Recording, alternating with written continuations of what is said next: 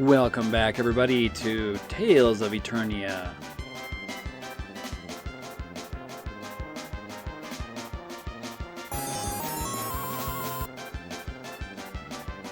We just finished this Suguroku puzzle and got our little Zelda congratulations sound, which I thought was pretty funny.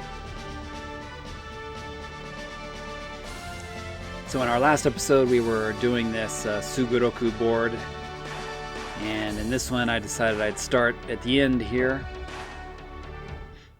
After going through it a couple times, hitting some bad squares, go back to start.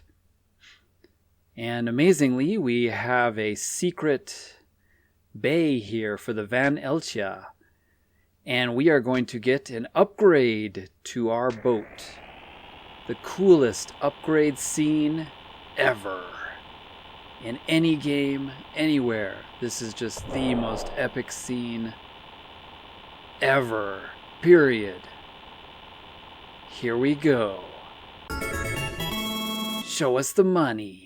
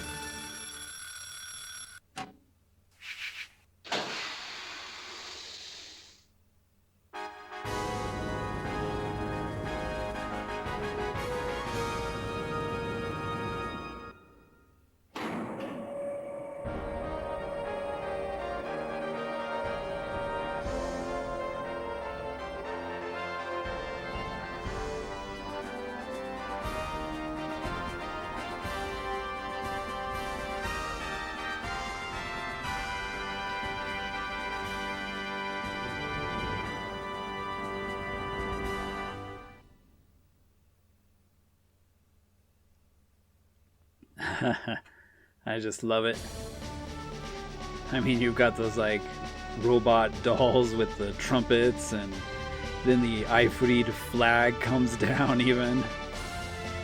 It's like, this is the most epic upgrade ever. And it has to be announced with a full orchestra and orchestra of robots. Or just the way they did it, that scene is just so epic. So, we have an upgrade now. Probably one of the coolest upgrades in all of Tales games. Hey, check it out, they even upgraded our upper levels with a sort of a bar. Nice light. You can have somebody behind there serving people food and drinks. Got a nice lounge area now. But that's not all.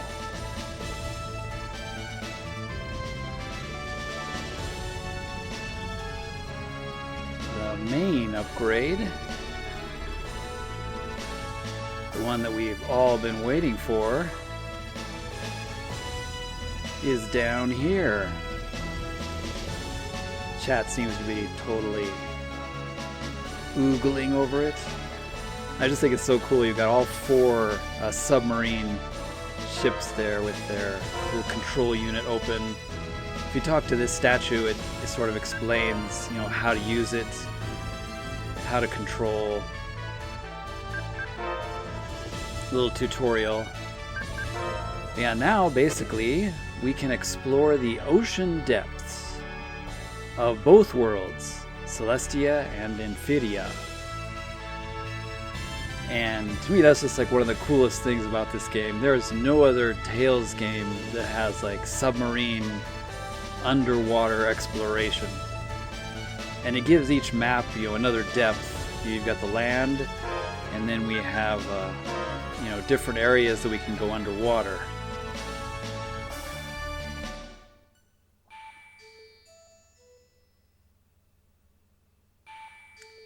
Music is just so peaceful down here.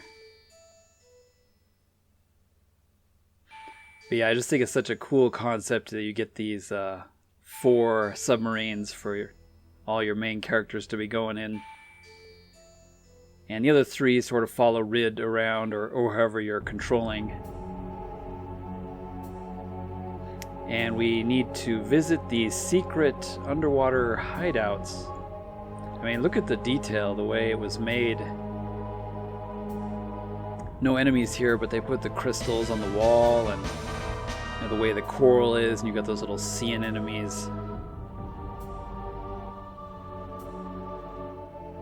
moving, and you know, you got the water moving. I don't know, it's just, they put a bunch of work into making these little caves, even though there's really not a whole lot here except for the treasure chest. But we need to do 5 of these real quick. So I'm going to go ahead and show everybody where those are if you're using this as a playthrough. One of the tricks to the underwater travel is to, you know, use the boat and then go to the GPS location that you want and then dive. Because there's a lot of, you know, walls and of course the various continents interfere with your underwater movement, because you certainly can't go under them. So that leaves the underwater sections as kind of a maze almost, and sometimes it's difficult to get to where you want to go. So I find it easier just to go in the ship, and then as soon as you get to the coordinates you want, dive.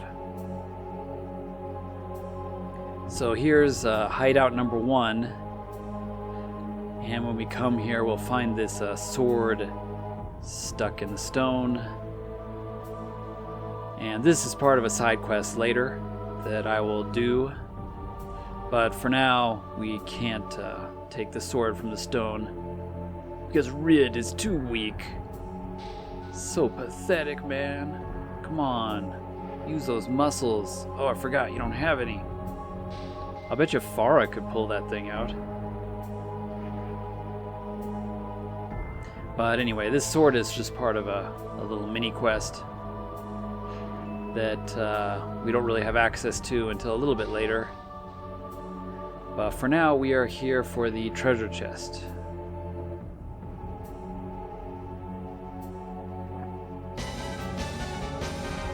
We got the silver cage number 1. And we need 5 of them. So instead of, you know, going around all the running around, I'll just skip to each one, and you can see the GPS coordinates there. So if you're lost, you can just pause the video and know where I'm at. So we did number 3 already at the very beginning, and then there was 1, and then here's number 2.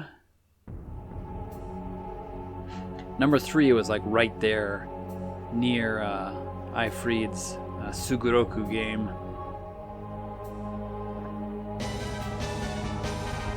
Well, there's number 2. So we got 1, 2, and 3. Need to get 2 more. Well, this is just kind of, you know, part of the game to get you to explore underwater. Sometimes the little doors are hard to see because it's kind of dark underwater, which I guess should be expected. Maybe the oceans of Celestia are a little darker than usual. Like the color of the water is darker, and you know, Infidia is more light blue. But yeah, it's such a cool concept, you know, to be able to explore the oceans of each world.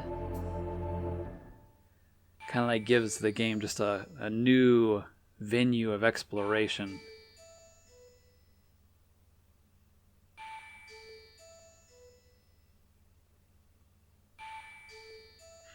I kind of wonder why this was the only game that really did it. Maybe it was, you know, difficult to program or something. In other games they didn't feel like it was all that interesting or exciting, but for me, this is like totally the highlight of Tales of Eternia, is being able to explore the oceans.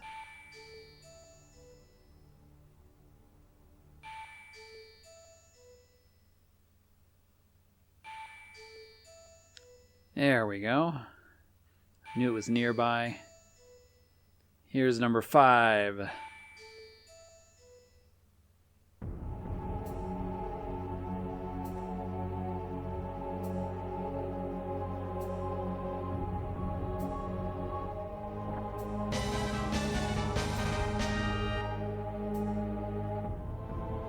Okay, so now that we got all 5, we can go to Ifrit's underwater hideout. Man, the Ifrit pirate captain in this world, in Eternia's game, is like the most amazing genius ever. All the stuff he's made. He plays a huge part in this game. Before we go to his hideout real quick, I wanted to cut here and show Genie. You can only get to this town through the underwater cave. So the first time you can get here is when you get the submarine. So I just thought I would have a quick look around. And you have to wait until it's nighttime to come here. You have the night and day cycle. This is an actual place that is affected by the night cycle. It's a party town, and it's pretty much only open at night when all the action happens. You can see our submarines there. Surprised nobody tries to take them. But if you come here during the day, there's nobody here. All the shops are locked. And it's like a secret party place. Is that Elvis?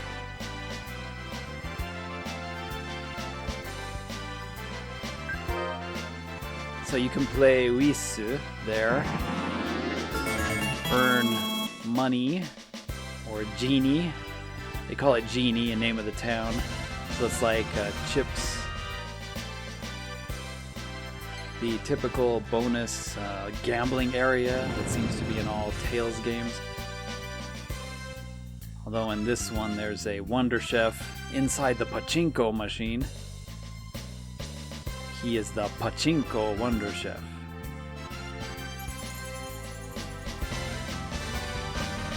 Lens there.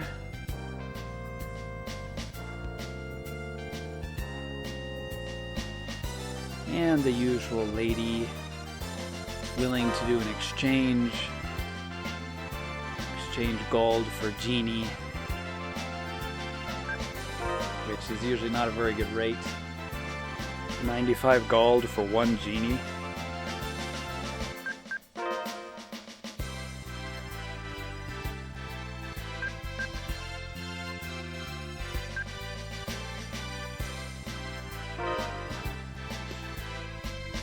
I might just go ahead and grab some here. This is kind of the place, the end game place to waste all your money.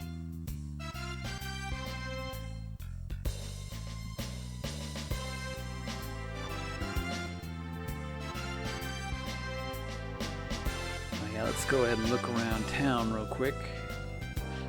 There's a few side quests and mini quests here as well.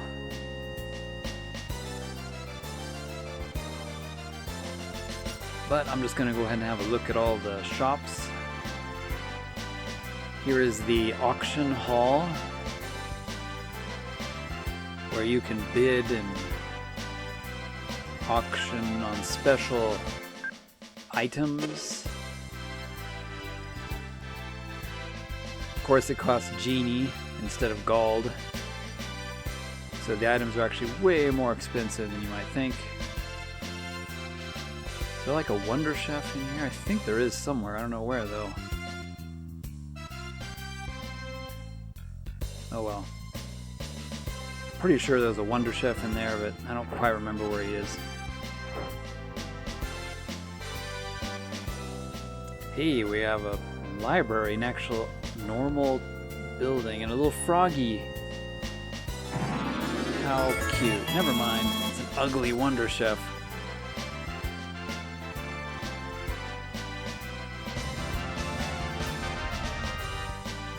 Kokunetsu kare. Why, thank you. How many different versions of curry can I make?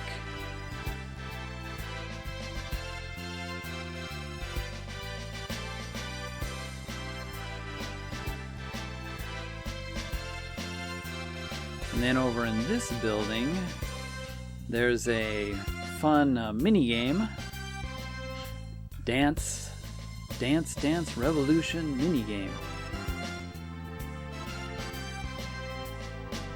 And you know, the concept is easy for the mini game, but it's actually a fairly difficult mini game unless you've memorized the pattern. You have to really memorize the pattern, and really the only reward is mainly a title from Medity. I think you may be able to get some items, but it's not a big deal. So it's not worth spending hours trying to master it. I haven't done this in forever, so I'm going to fail miserably, I'm sure.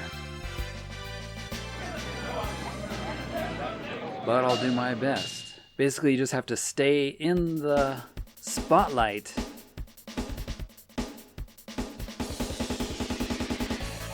And the controls are like much faster than your normal walking speed, so you have to get used to it. And yeah, shoot, I knew it. The lights come and then they split, so you have to make sure to follow the correct one when they split.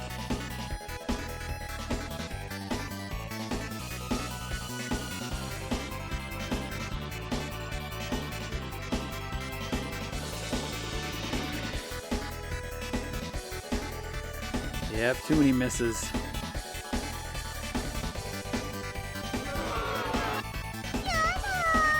Mistake! That was like more than one mistake, dude. That was like hundreds of mistakes. But that's all there is to it. It's kind of amusing. Kind of fun. Surprised the number of minigames that they've included in this game. In Infidia and Celestia.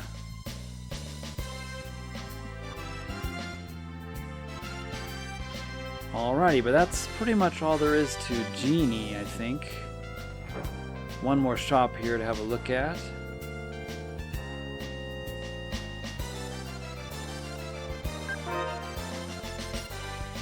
So the usual shop with just some items.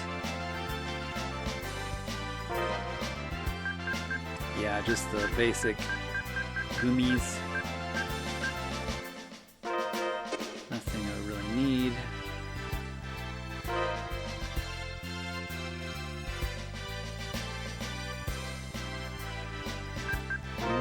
No, thank you, man. He has something to give me, but it's either a bunch of money or a bunch of Genie. So anyway, that's Genie. And if you exit and then it's daytime and you go back in, the town will be completely different during the day. Nobody's there, all the lights are off. And this secret tunnel is the only way to get in there. But I wanted to show where it was real quick for those that are wondering. This is the GPS coordinates of the hole. You can see it there. But for now, we're going to go to Ifrit's underwater secret base. Literally another secret base. I mean, how many secret bases does he have? And as chat said, you know, he's traveled all over the world, which means he had a way to go to Infidia and Celestia freely, and so that's what we're using now. After passing all his ridiculous tests,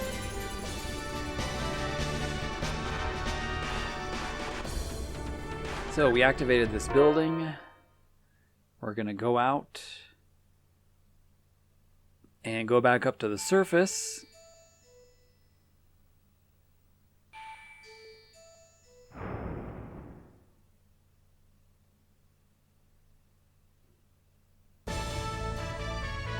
And voila, we have this mysterious Ifreed reflection mark on the water. And by using it, we can go to another epic Ifreed device, which is right up in the Safe Art ring. Don't ask me how he built all this stuff, but it's definitely impressive.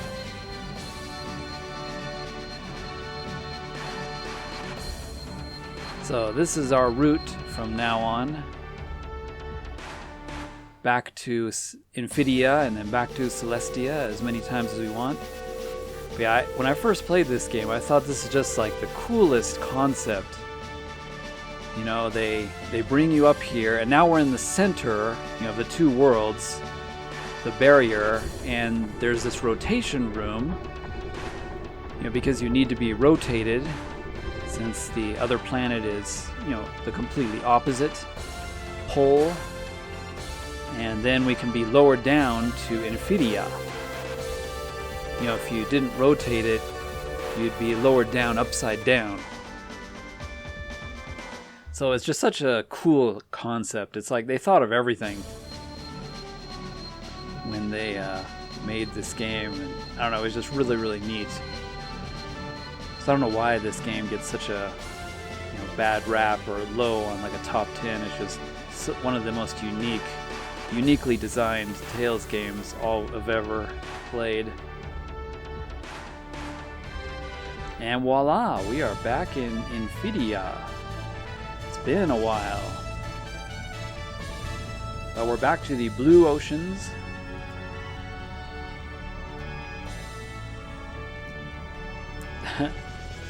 Poor Quickie is still being kicked by chat.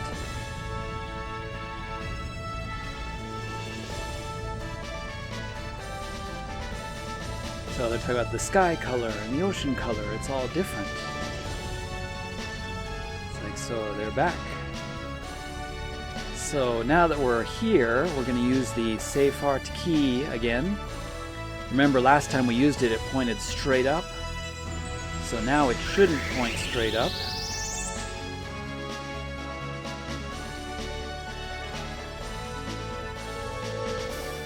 Let's see where we're going. That away. So we are in the right place.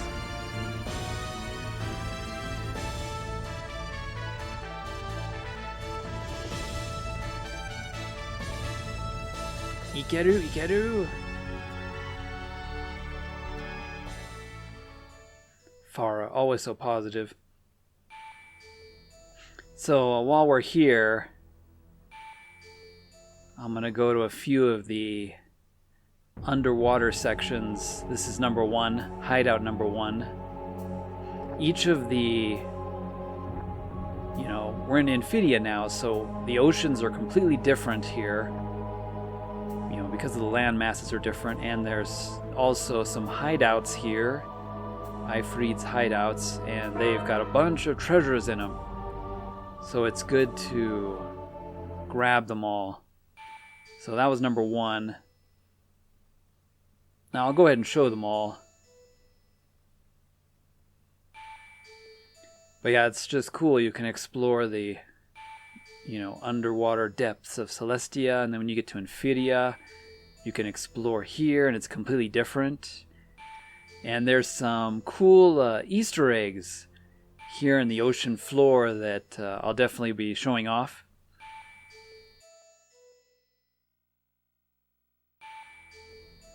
I'll show off some of the secrets, the secret Easter eggs that you can see in the ocean. So this is number 2, I think.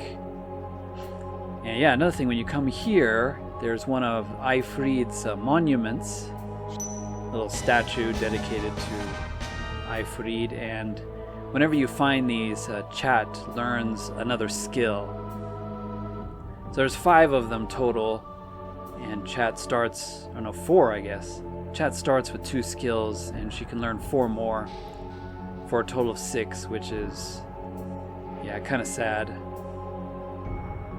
Only 6 skills. But hey, this is one of them in the hideout number 2. But usually there's a bunch of nice goodies in these places. So make sure to grab them all real quick. Here's number 3. Once again, if you're not sure, just pause the video and use the GPS, coordinates there to find these.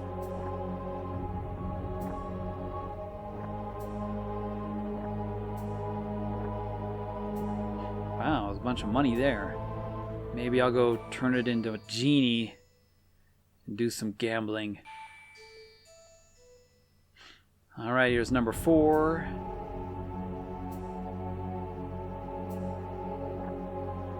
Usually a good idea in this part of the game, ooh, an elixir, just to grab all of this stuff. Bunch of goodies. So here's one of those special Easter eggs. Since I came upon it, I thought I would go ahead and show it off now. It's kind of hard to see, but it's a rock formation of Medidee's face. So you can see her hair kind of waving up, and then a couple rocks make her eyes and her face. It's a little hard to kind of make it out, and you can't really angle the camera really well. I mean, I can put the light on it, but right about there you can see it. And here it's kind of upside down. But right about there you can probably see her face. So just a little face rock outcropping on the bottom of the ocean. However, there is one that is much better than that one. There is another Medidee Easter egg down here. And I'll show you that one. The super sexy Medidee. So right here on the wall, there is a full body Medidee drawing. The nude, sexy Medidee. Compliments of the developers. But only if you have a Medidee fetish. There it is. But anyway, I thought that was kind of cool.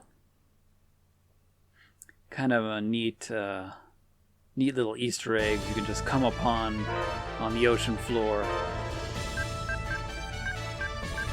But anyway, back to our main quest here. And we're going that way. There is one more thing on the ocean floor in Infidia that I'm going to show, and that's kind of a side quest. Probably do that in the next episode. There is an actual whole optional dungeon that you can do in a mysterious sunken ghost ship. Where am I going here? Back the way I came. So yeah, you can tell then that we passed it, so it must be underwater, because I didn't really go by anything except these small islands, so there must be something underwater. So our next Safe Art challenge for Rid is going to be somewhere underwater here. And it'll probably take a while, so I think I'll go ahead and stop this episode. Hope you all enjoyed watching this episode. The next one will probably finish this test and do the secret underwater sunken ghost ship. So it'll be a good time. Hope you'll join me. Thanks for watching, everybody. We'll see you in the next one. I guess we'll give Chat some credit here at the end of this episode, because her grandfather is pretty amazing making all this stuff. Thanks again, everybody. See you next time. Johnny.